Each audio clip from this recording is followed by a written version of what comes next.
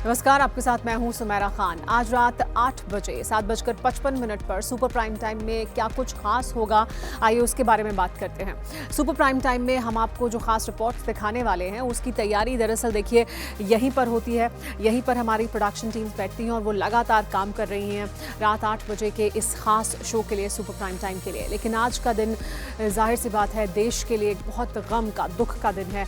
और सबसे पहले और बड़ी रिपोर्ट, विस्तृत रिपोर्ट, जनरल बिपिन रावत के अंतिम दर्शन करने के लिए कौन कौन पहुंचा, किस तरह से हमने देखा कि लोगों की लंबी कतारबद्ध एक भीड़ दिखाई दी उनके घर के बाहर जो उनका अंतिम दर्शन करना चाहते थे। क्या आम, क्या खास, हर कोई वहां पहुंच रहा था और पहुंचना चाहता था। तो वो सब तस्वीरें भी हम आपको दिखाएंगे, वो रिपोर्ट भी दिखाएंगे।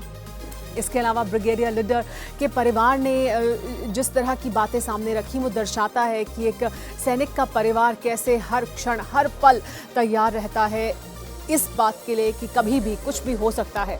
और उस बहादुरी का परिचय ब्रिगेडियर लीडर की पत्नी, उनकी बेटी ने आज दिखाया। वही परिचय जनरल बिपिन रावत की दोनों बेटियों ने दिखाया। दोनों बेटियों ने मुखाग्नि दी अपने माता पिता को। तो वो सब तस्वीरें आपको दिखाएंगे। जब अंतिम यात्रा पर जनरल बिपिन रावत और उनकी पत्नी मधुलिका रावत का पार्थिव शरीर निकला तो कैसे सड़क के दोनों ओर भीड़ का एक बड़ा हुजूम इकट्ठा था। लोग दौड़ रहे थे साथ में और अंतिम दर्शन उनके करना चाहते थे। ये सब कुछ आपको देखने को मिलेगा हमारी उन खास रिपोर्ट्स में जो बताती हैं, दिखाती हैं कि दरअसल इस वक्त देश में क्या मूड है, क्या लोग सोच रहे हैं जनरल बिपिन रावत के बारे में और उनके इस तरह से असमय हम सब के बीच से चले जाने के बारे में।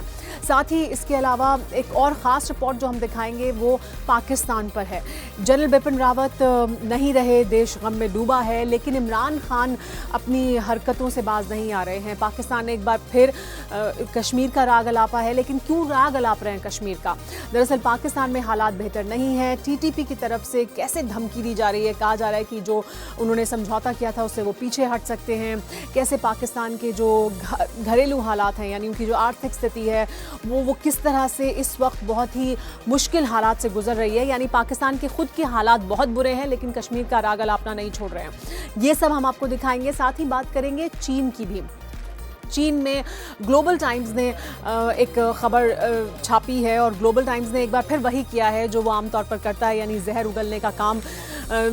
बिपिन रावत के मौत के मौके पर, उनकी मृत्यु के मौके पर किस तरह से ग्लोबल टाइम्स ने एक बार फिर इस मौके में भी अपना प्रोपेगेंडा करने का एक रास्ता ढूंढ लिया।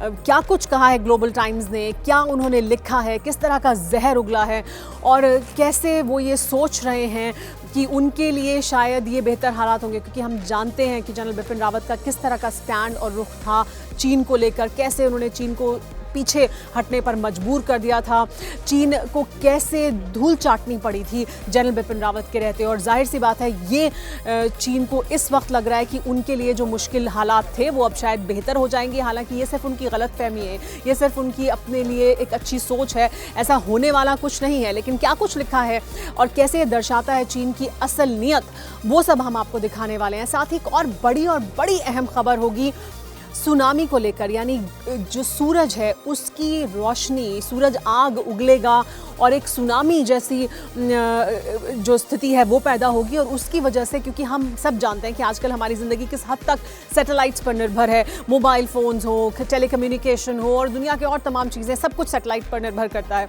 सैटेलाइट्स कैसे हमारी ज़िंदगी में हमसे जुड़ी हुई हैं और ज़िंदगी का अभिन्न हिस्सा बन चुकी हैं, उन पर किस हद तक दुनिया पूरी तरह से निर्भर करती है। और अगर ऐसी कोई सुनामी आती है, यानी ऐसे सूरज आग उगलता है कि उससे सैटेलाइट्स को नुकसान होता है, तो फिर किस तरह की परिस्थिति बन सकती है, वो क्या रिपोर्ट है, क्या उस रिपोर्ट में कहा गया है, कैसे ऐसे हालात बन सकते हैं और उससे क्या नुकसान हो सकता है, ये सब कुछ हम आपको आज सुपर प्राइम टाइम में दिखाने वाले हैं। तो जुड़िए मेरे साथ 7:55 पर देखने के लिए सुपर प्राइम टाइम। और साथ ही आप ये शो लाइव स्ट्रीमिंग भी देख सकते हैं TV9 डिजिटल पर। फिलहाल मेरे साथ इतना ही।